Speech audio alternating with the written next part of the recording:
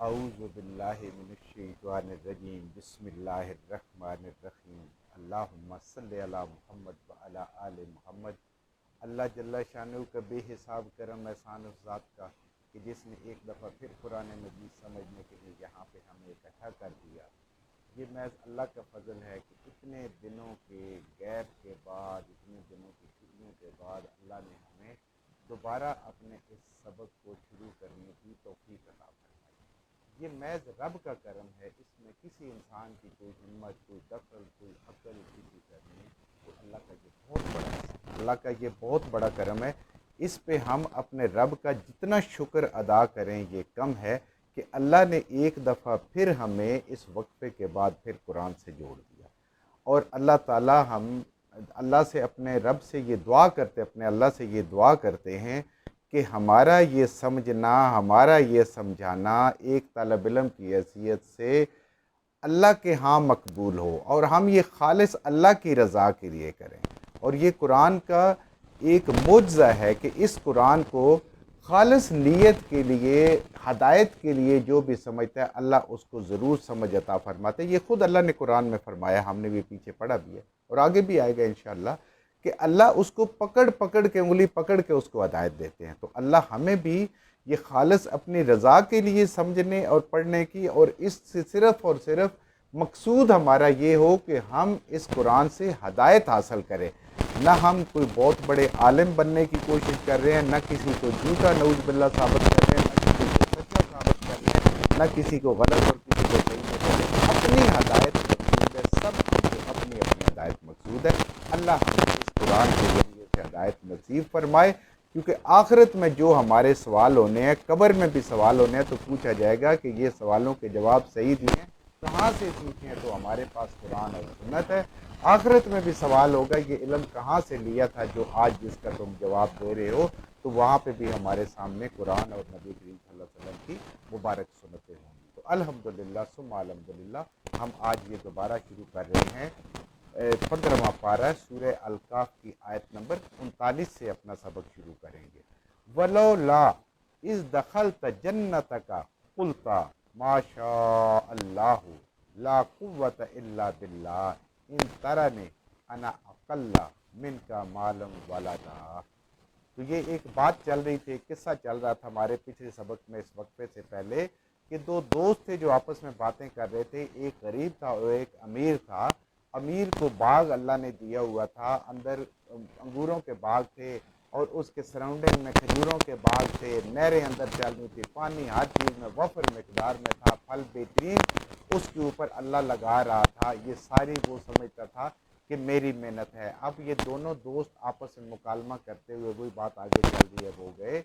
तो उसकी पिछली आयत में हमने पढ़ा कि वो जो गरीब दोस्त है उसको कहता है कि अल्लाह मेरा रब है, मैं अपने रब के साथ किसी को शरीक नहीं करता। यानी दुनिया के किसी असबाब को भी रब के मुकाबले में मैं काबिल भरोसा नहीं समझता। तुम तो कहते हो ना ये बाग बड़ा ज़बरदस्त है, इतनी इसके ऊपर इसकी हिफाजत है, इसके अंदर नहरें हैं, ये फल देता है, फल बड़े दरख्त बड़े चुन चुन के मैंने कहीं से लाए हैं और इनके ऊपर बड़े बेहतरीन फल आते हैं। नहीं, ये सारा कुछ अल्लाह कर रहा होता है। ना इंसान की मेहनत है, ना इंसान की अकल है, ना इंसान की फरासत है, ना इंसान की कोई चालाकी और कोई और चीज़ है। ये सिर्फ मेरे रब की तरफ से होता है। लेकिन इंसान क्या होता है कि इंसान ऐसे कलमात कह के इनको अपनी तरफ, अपनी मेहनत की तरफ मंसूब कर लेते हैं। जैसे हम आम तौर पर कहते हैं फलां डॉक्टर के पास चले जाएं शिफा मिल जाएगी, वो दवाई खा लें शिफा मिल जाएगी। नहीं, अल्लाह हमें इस सूरत के ज़रिए ये समझाते हैं कि हमने कहा है कि फ़लाँ दवाई खाएं, इंशाअल्लाह शिफा होगी। फ़लाँ डॉक्टर के पास जाएं, अल्लाह ने उसके हाथ में शिफा रखी, इंशाअल्लाह आपको भी शिफा होगी। ये इंशाअल्लाह और माशाअल्लाह और ला हौला वला कुव्वता और अल्हम्दुलिल्लाह, ये कलमात हमें सिखाए जा रहे हैं कि अगर हम ज़िंदगी में इन कलमात को ले आएंगे तो फिर हमारे अंदर से शिर्क की जो ज़र्रा सी बू आती है वो भी ख़त्म हो जाएगी। वो क्या कहते हैं, जो गरीब दोस्त है वो अपने अमीर दोस्त से कह रहा था, वलो ला इस दखलता, ए मेरे दोस्त क्यों नहीं तूने जिस वक़्त तू दाखिल हुआ था बाग में, जन्नत का अपने बागों में, जब तू अपने बागों में दाखिल हुआ, कुलता तो तूने क्यों नहीं कहा, तुझे ज़रूर कहना चाहिए था तुम्हें क्या, माशा अल्लाह, जो मेरे रब ने चाहा। ये मेरे रब ने अंगूरों का भी बाग दिया, खजूरों का भी बाग दिया, इसके लिए पानी का बंदोबस्त किया, इसके ऊपर बेहतरीन फल लगाए, माशाअल्लाह। ये दो अल्फाज आम तौर पे बोले जाते हैं, इंशाअल्लाह और माशाअल्लाह। इंशाअल्लाह उस वक़्त बोला जाता है कि जब मुस्तकबिल में अल्लाह की कोई नेमत मिलने की उम्मीद हो। ये जो इंसान किसी कामयाबी में, किसी इम्तिहान में जाता है, उससे कामयाबी हासिल करना चाहता है, तो बंदा कहता है इंशाअल्लाह मैं कामयाब हो जाऊँगा, इंशाअल्लाह मैं ये काम कर दूँगी। यानी अल्लाह ने चाहा, अल्लाह की मदद शामिल हाल हुई तो मेरा ये काम हो जाएगा, मुझे ये चीज़ मिल जाएगी, मुझे ये कामयाबी हासिल हो जाएगी। तो ये लफ्ज़ है इंशाअल्लाह, जब हमने मुस्तकबिल में अपने रब से कोई नेमत लेनी है। और माशाअल्लाह उस पे कहते हैं कि जब किसी की कोई नेमत मिल जाती है, हम अल्लाह से बेटों की दुआ मांगते हैं, हम कहते हैं इंशाअल्लाह अल्लाह बेटा देगा, अल्लाह ही देने वाला है।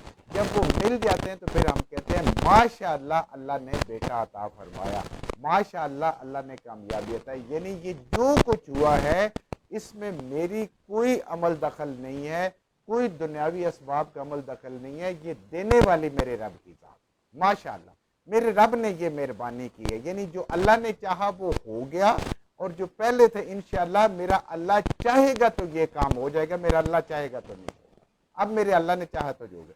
उसने कहा चूंकि तुझे ये अल्लाह ने नेमत दी हुई है बागात की, तो तुझे कहना चाहिए था इस जन्नत में दाखिल होते हुए माशाअल्लाह।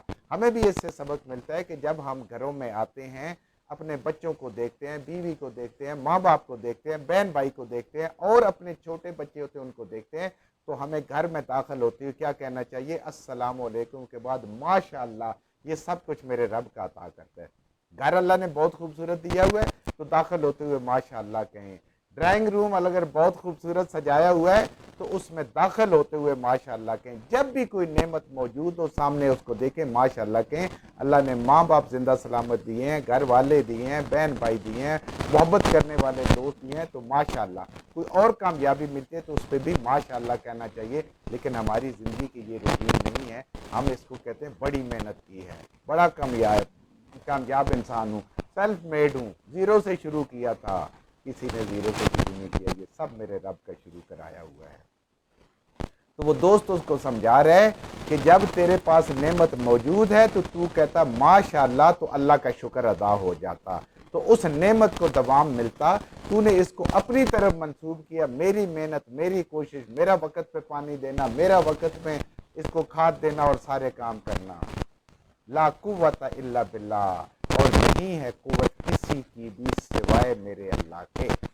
कोई अच्छा काम करना, कोई कामयाबी हासिल करना, कोई चीज़ दुनिया की हासिल कर लेना, ये सब के सब जो है ला कुव्वत इल्ला बिल्लाह, किसी की कुव्वत नहीं है, अल्लाह की है। और जब इंसान को मिल जाती है वो भी आजमाइश है। ये हम पीछे पढ़ते हैं कि क्या इंसान अल्लाह का शुक्र अदा करता है, और अगर नहीं मिलती तो क्या उस पर सब्र करता है कि मेरे लिए यही बेहतर था। तो ये सब के सब वो कलमात हैं, इंशाअल्लाह माशाअल्लाह ला कुव्वता। जैसे नबी करीम सल्लल्लाहु अलैहि वसल्लम का मुबारक फरमान है ना कि ला हौला वला कुव्वता इल्ला बिल्लाह, ये अल्लाह ताला ने मुझे कलमात अपने अर्श अजीम के नीचे से, यानी ये अल्लाह को बहुत महबूब कलमात है, कहने चाहिए कि या अल्लाह मेरे अंदर कोई मजाल नहीं है कि मैं नेकी कर सकूं, मेरे अंदर कोई कुव्वत नहीं है मैं गुनाह से बच सकूं, मगर तेरी मर्जी से, तेरी मंशा से और तेरी हिम्मत से मैं ये इनसे बच रहा हूं। इसलिए जब अजान भी होती है तो जब क्या आता है हैया अलस्सला, और नमाज की तरफ, और हैया अलल फला, और फलाह की तरफ, तो इंसान बाकी कलमात वही दोहराता है। लेकिन इसमें क्या कहता है? ला हौला वला कुव्वत इल्ला बिल्लाह, ला हौला वला कुव्वत इल्ला बिल्लाह। ऐ अल्लाह, मुझ में ताकत नहीं है मैं नमाज पढ़ सकूं, मुझ में ताकत नहीं है, हिम्मत नहीं है कि मैं फलाह की तरफ आ सकूं। अल्लाह तू मुझे लेके जा, अल्लाह तू मुझे लेके जा। तो उसने दोस्त ने कहा इन तारा नहीं, और अगर तू देखे, अगर गौर करे, अना अकल्ला मिनका, कि मैं कमतर हूँ, कमज़ोर हूँ, मिनका तुमसे, मालम वालदा, माल में भी और औलाद में भी। बिल्कुल तूने सही कहा है कि अगर तू देख रहा है जो ज़ाहिरी आँख से देख रहा है, तो मैं माल में भी और औलाद में भी तुम्हारे से कमज़ोर हूँ। लेकिन वो क्या कहते हैं कि जो कुछ देने वाला है ये मेरी कुव्वत से नहीं मिला, न मैं अपनी मर्ज़ी से गरीब हूँ, न तू अपनी मर्ज़ी से अमीर है। ये सब मेरे रब की आजमाइश है, मेरे ऊपर भी और तुम्हारे ऊपर भी। और जो कुछ मिला हुआ है, जो कुछ हमारे पास मौजूद है, ये सब मेरे रब का दिया हुआ है और इसका किसी का अमल दखल नहीं है। अल्लाह देकर भी आजमाता है और अल्लाह लेकर भी आजमाता है। ये दोनों की दोनों अल्लाह की आजमाइशें हैं और मैं इस आजमाइश में हूँ। तू अल्लाह का शुक्र अदा नहीं कर रहा, नेमत जो अल्लाह ने दी है उसका शुक्र अदा नहीं कर रहा, और मुझे वाकई अल्लाह ने कमज़ोर और कमतर रखा हुआ है। लेकिन आगे इंशाअल्लाह हम अगले सबक में पढ़ेंगे कि उसका जवाब कितना प्यारा है और हमारे लिए कितना सबक आमोज़ है। जो कुछ हमने सही सही पढ़ा अल्लाह हमारे ज़हनों में, दिलों में बिठा दे। जहाँ जहाँ पढ़ते हुए बोलते हैं हमसे गलतियाँ होगी, अल्लाह में माफ़ फरमा दे और उन गलत बातों को हमारे ज़हनों से, दिलों से अल्लाह की ज़ात निकाल दे।